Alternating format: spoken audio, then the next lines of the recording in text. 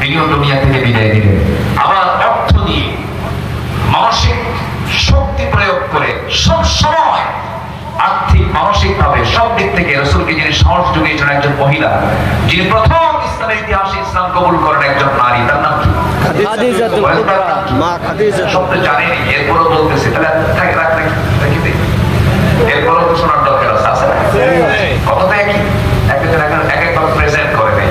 খাদিজা রাদিয়াল্লাহু তাআলা আনহা প্রথম ইসলাম কবুল করেছেন, একজন মহিলা। আবার প্রথম রক্ত ঝরেছেন একজন কি? বলেন পুরুষ না মহিলা? মেয়েদের অবদান কি পুরুষের চাইতে কোনো অংশ কম? প্রথম ইসলাম গ্রহণ করছেন পুরুষ না মহিলা? প্রথম জীবন দিয়েছেন পুরুষ না মহিলা? প্রথম কাবা শরীফের বাসিন্দা ছিলেন, কাবা শরীফের ভিতরে বাসিন্দা ছিলেন পুরুষ না মহিলা? মহিলা। হাজরা আলাইহিস সালাম তিনি হারামের তিনি বাসিন্দা ছিলেন, হারাম বাসিন্দা ছিলেন, তার পৃথিবীর কোনো পুরুষের ভাগ্য জোটে না। ইসলাম গ্রহণ করেছেন প্রথম একজন মহিলা, ইসলামের জন্য জীবন দিয়েছেন একজন কি? মহিলা। তাহলে আমাদের বাড়িতে মহিলা আছে না? তারা কি ইতিহাস আছে? তারা জানেন লোককথার ইতিহাস।